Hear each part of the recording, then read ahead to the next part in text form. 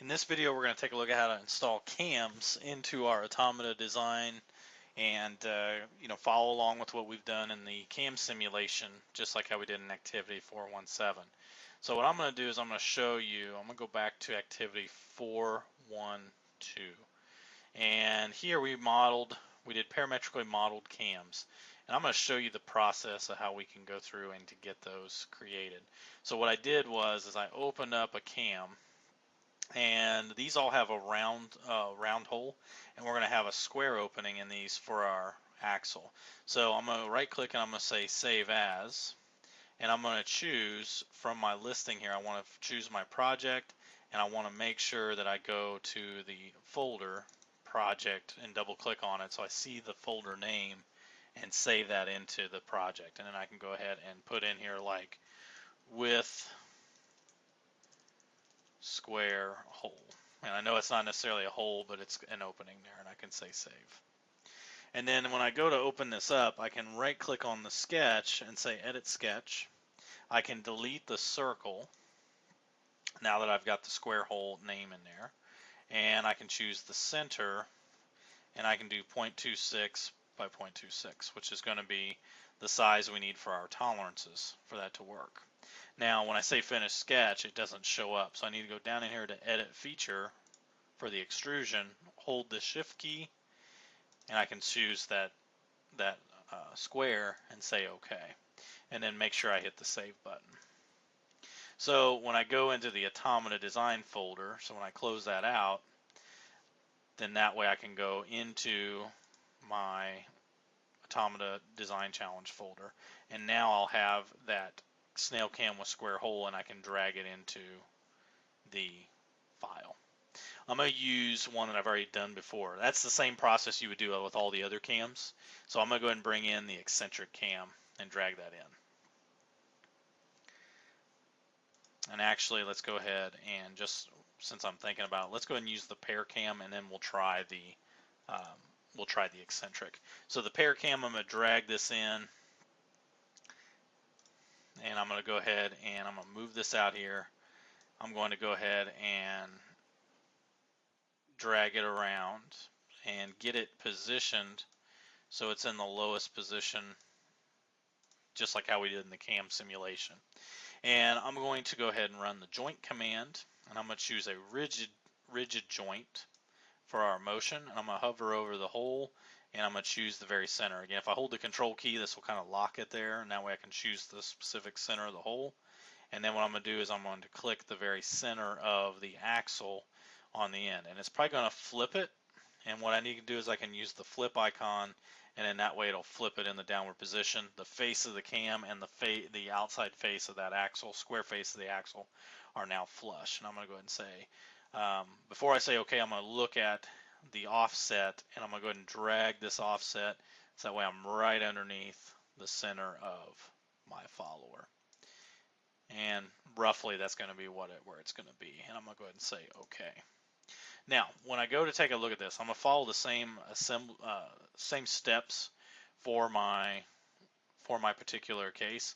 I'm going to do this though. So since I've got these joint icons here, if I double click on the slider, I can actually drag this down and kind of see, and I think I might have from previous, let me see if I can, yeah, let me take off the joint limits.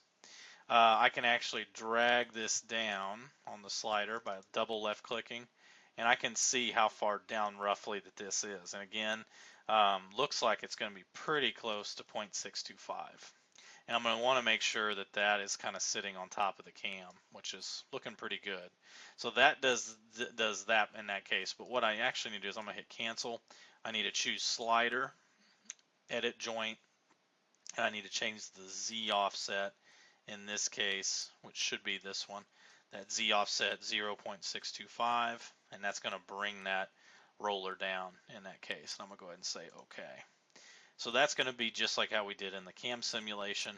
Now, I know that for this cam, the joint limits, the amount of displacement, that's what I had in there, is 0.125, an eighth of an inch, and then I'm going to have the rest position at 0, and I'm going to say OK. And now what I can do is I can go ahead and I can choose a symbol, and I can say to enable all contact, and then now I should be able to drag the axle, drag the crank handle, and now I see that motion gets applied to the pair cam. So that's kind of the process. Again, you're following that same cam process simulation you did in activity.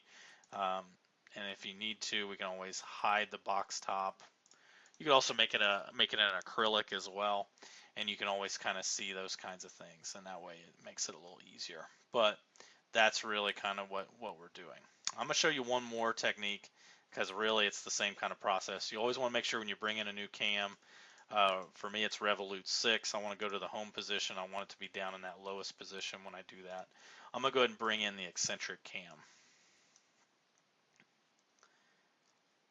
And there's going to be one issue with our Eccentric Cam. I'll show you how we can go through and correct this. So I'm going to go ahead and bring in the Eccentric Cam. This is a 2-inch nominal diameter Eccentric Cam.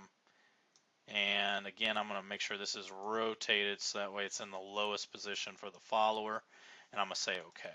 Now when I go to joint this, you're going to notice I don't have a center snap point for that square hole. So it looks like it picked up this point here, which would be the center for the cam, but it didn't get the hole.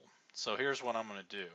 So I'm going to select the cam, and I'm going to scroll down in my browser, and I'm going to find that if I go out to the edge, there's a little pencil icon to edit in place. It says it's going to turn that on. I'm going to say OK.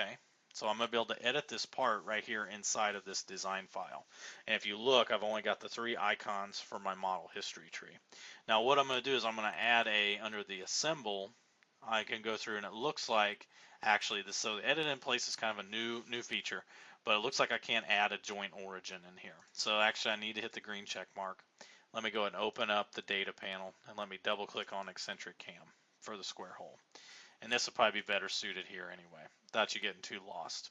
So what we're going to do is you're going to see there's an option under Assemble, you got Joint Origin. You can actually manually add joint origins in. Fusion does a pretty good job of placing them automatically, but if you need to add one, this is what you can do. I'm going to end up expanding the Eccentric Cam component, and I'm going to expand the sketches, and I'm going to click the eyeball on to turn on Sketch 1. And with Sketch 1, you're going to see the sketch that was created in order to do that. And there's a center point right here for the center of our square. And what I'm going to do here is I'm going to go up here to Joint Origin, and I'm going to say Mode Snap, and then if you notice, it'll actually snap to that center point on the sketch. And I'm going to go ahead and place it there. You could offset it. You can place it where you want, but I'm going to go ahead and say OK. And then there's a joint origin right there in that point. And if I go ahead and turn off the sketch, now that still stays active. So I'm going to go ahead and hit the Save button, say OK. Let me close down the file. But when I come back, it's going to need an update. So I'm going to click the Update. There's the joint origin, shows up there. And now when I go to Joint, I can choose the joint origin chip automatically. I can hover over the center, click the point right there, and that's going to go ahead and move that right into position. And again, we want it in the lowest position, and we want that edge to be flush and everything as such. So it's working out for us in that case. And I'm going to go ahead and offset this by about 2.85. And I'm going to say OK. But here you can kind of see the same kind of process again. I can double click on the slider, grab it, kind of see where approximately I'm going to probably hit the top of it. Looks like it's going to be about 1.125. So it's pretty close. Most of these numbers are pretty clean when you're looking at that. So I'm going to go ahead and say cancel. Right click on slider 15, edit the joint. 1.125 going downward in the offset Z, say OK. And then now I can kind of look at the joint limits. So the joint limits are maximum displacement. Since it's a 2-inch nominal diameter cam, again, the hole is about a 1/4 inch away, probably 1.75. And then the rest position we want to be at 0. And I'm going to say OK. And just to double check, yep, my contact is on, and let's see how this operates. So there's our Eccentric Cam running into place with our, and sometimes the eccentric cam, I notice, sometimes it kind of falls down into the, it will fall down into there, and then also we may have to take a look at, looks like my slider, Slick 16, is kind of making some different contact changes and things like that. So sometimes you have to disable the contact. Let me go ahead and see if I can get this brought back up, and then I can go ahead and say cancel. There we go, capture the position. And I may have to bring this back up as well, or even put this back into the home position. So this can be sometimes, sometimes that can happen with Fusion. And so now everything looks good. Let me turn the contact back on. And now everything's operating as such. So you'll notice sometimes that, the follower will fall down in there. You'll notice it kind of locks up on you, and you'll see the other followers falling down. You just need to go through and set up some different changes and things like that. So let me go ahead, again, disable the contact. Let me put the revolute back into the home position, and then things will be pretty well set. I can drag this back up. If I want to, on that slider, I can edit the joint, do a rest position at 0 and say OK. And then that way it's always going to be there. And I can always go through and kind of hide some of this, but that's going to be one of the things that you'll kind of be as you're playing along with it. The contact will go through and kind of sometimes will play with you a little bit, or if you go a little too fast, sometimes the follower kind of gets embedded, and so sometimes it's good just to turn off a few of the cams, but looks like it's going to be working now. It's just kind of just, you just got to play around with it and kind of get used to how to troubleshoot and things like that. So, but really, that's kind of the process for this cam design. So other than that, I mean, this would be the exact same process to install a third cam, and you would just follow that type of case. And for this, you could always add figurines to the top and joint them together, and that would go through and complete your Automata design challenge design.